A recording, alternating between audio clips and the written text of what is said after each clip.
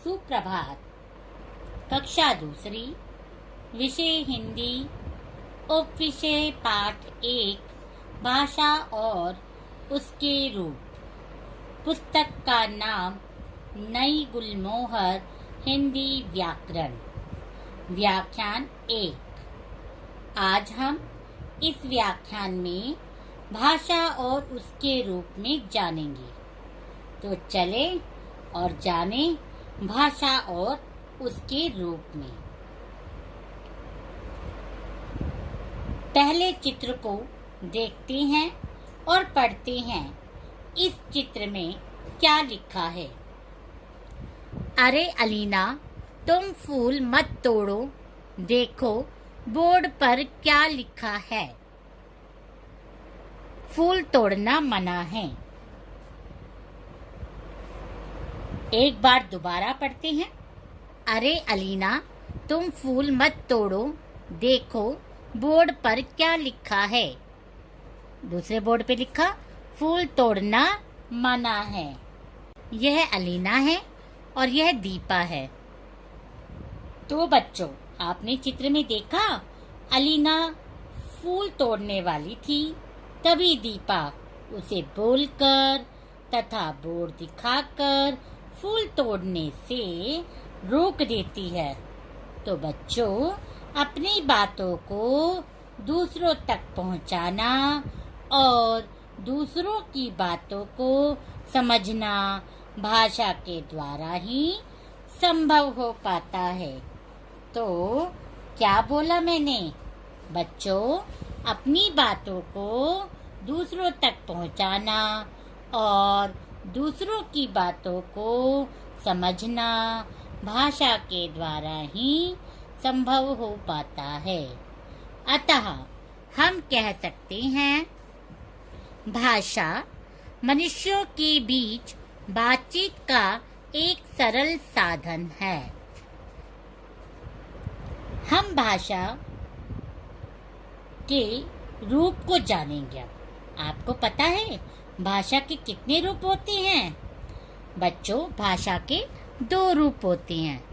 एक है मौखिक भाषा, जिसे अंग्रेजी में कहते हैं ओरल लैंग्वेज। दूसरा है लिखित भाषा, जिसे अंग्रेजी में बोलते हैं रिटन लैंग्वेज। तो भाषा के कितने रूप हैं? भाषा के 2 रूप हैं।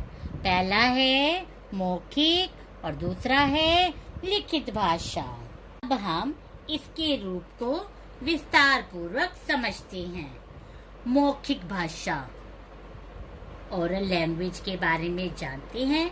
यहाँ पर आपको 2 चित्र दिए गए हैं। 2 चित्र। पहले चित्र में क्या लिखा देखें। आयुष और प्रणव अपनी बात एक दूसरे से कह रहे हैं। क्या है पहले चित्र के? आयुष और प्रणव अपनी बात एक दूसरे से कह रहे हैं। और दूसरे चित्र में नेहा अंशु से टेलीफोन पर बातें कर रही है। दूसरे चित्र में क्या हो रहा है? नेहा अंशु से टेलीफोन पर बातें कर रही है। तो बच्चों, ये पहले चित्र में आयुष प्रणव अपनी बात एक दूसरे को बोल कर कह रहे हैं। और दूसरे चित्र में क्या हो रहा है? देखो देखो, दूसरे चित्र में नेहा अंशु से टेलीफोन पर बातें सुनकर तथा समझकर बातें कर रही है। दोनों टेलीफोन पर बातें सुन रही हैं और सुनकर समझ रही हैं। तो यह कौन सी भाषा है? तो यह है मौखिक भाषा। तो बच्चों, ये सभी लोग बोलकर अपनी बात एक दूसरे तक पहुंचा रहे हैं और एक दूसरे की बात सुनकर समझ रहे हैं। भाषा के इस रूप को मौखिक भाषा कहते हैं। जैसे कक्षा में अध्यापिका का पढ़ाना नेताजी का भाषण देना, दो मित्रों की बातचीत आदि। यह भी कौन सी भाषा है? ये सभी भाषा है मौखिक। हम बोलकर कर रहे हैं। बोलकर की गई भाषा और दूसरा जो सुन रहा है और उसे समझ रहा है उसे कहते हैं मौखिक भाषा। तो बच्चों, आप जान गए मौखिक भाषा कौन सी होती है। अब हम जानते हैं लिखित भाषा के बारे में। लिखित भाषा अर्थात रिटन लैंग्वेज। अब इन दो चित्रों को देखिए। इन दो चित्रों में क्या है? तो पहले हम इन चित्रों के माध्यम से समझते हैं, फिर मैं आपको इसका स्पष्टीकरण करूंगी। पहले चित्र में अध्यापिका लिख रही हैं और बच्चे पढ़कर उसे समझ रहे हैं। अध्यापिका क्या कर रही है? अध्यापिका लिख रही हैं और बच्चे उसे क्या कर रहे हैं? समझ रहे हैं। दूसरे चित्र में ईशान के द्वारा लिखा पत्र नानी जी पढ़ेंगी। ईशान जो पत्र लिख रहा है उसे नानी जी क्या करेंगी? पढ़ेंगी। तो दोनों चित्रों में कौन सा काम हो रहा है? लिखित काम हो रहा है। यहाँ अध्यापिका और ईशान लिखकर अपनी बात दूसरों तक पहुँचा रहे हैं और दूसरे लोग उसे पढ़कर समझ रहे हैं या समझेंगे। भाषा के इस रूप को लिखित भाषा कहते हैं। जैसे परीक्षा में बच्चों द्वारा प्रश्नों के उत्तर लिखना, किसी को पत्र द्वारा अपनी बात कहना आदि। इस तरह आपने जाना भाषा के दो रूप होते हैं, मौखिक, लिखित। मौखिक भाषा भाषा का एक ऐसा रूप है जिसमें हम बोलकर समझाते हैं तथा सुनकर समझते हैं। लिखित भाषा भाषा का एक ऐसा रूप है जिसमें हम लिखकर समझाते हैं तथा पढ़कर समझते हैं। अर्थात मौखिक भाषा में हम बोलते हैं तो दूसरा व्यक्ति क्या करता है? सुनता है। और लिखित भाषा में एक व्यक्ति लिखता है तो दूसरा व्यक्ति उसे पढ़कर समझता है।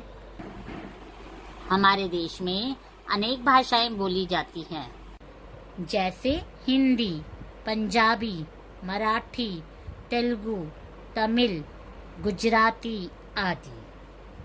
तो आपने जाना कि हमारे देश में कितनी सारी भाषाएं होती हैं।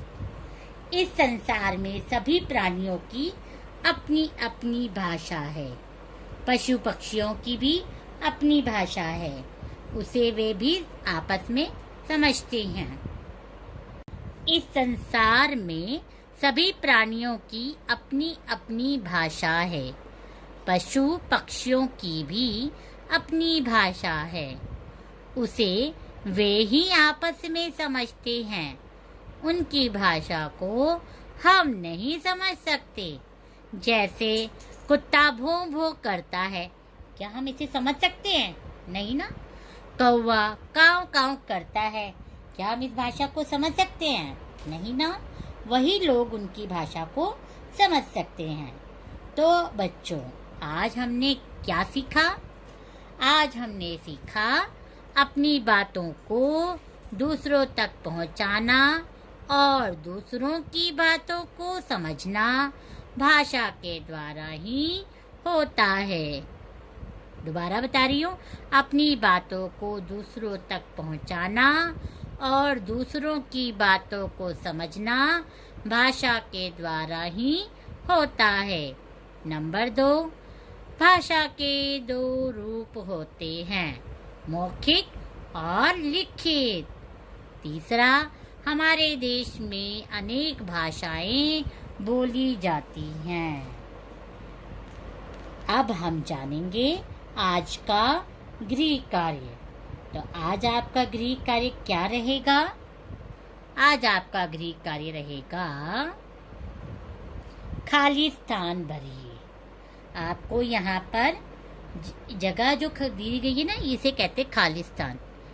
इनमें कोष्टक में से दिए गए शब्दों को भरना है।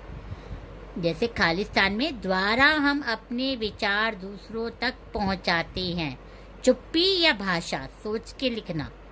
भाषा के डैश रूप होते हैं, 2 या 4। ग, भाषा के द्वारा हम दूसरों के विचारों को डैश कहते हैं, समझते या नहीं समझते। घ, जब हम बोलते हैं तो दूसरे डैश हैं, सुनते या पढ़ते। इया, जब हम लिखते हैं तो दूसरे डैश हैं, सुनते पढ़ते। क्या है? जब हम लिखते हैं तो दूसरे डैश हैं, सुनते या पढ़ते। आप जब अपना गृह कार्य करेंगे तो आप पहले दिनांक व दिन लिखकर इस कार्य को सुंदर सुंदर लेख में करें। ठीक है? धन्यवाद।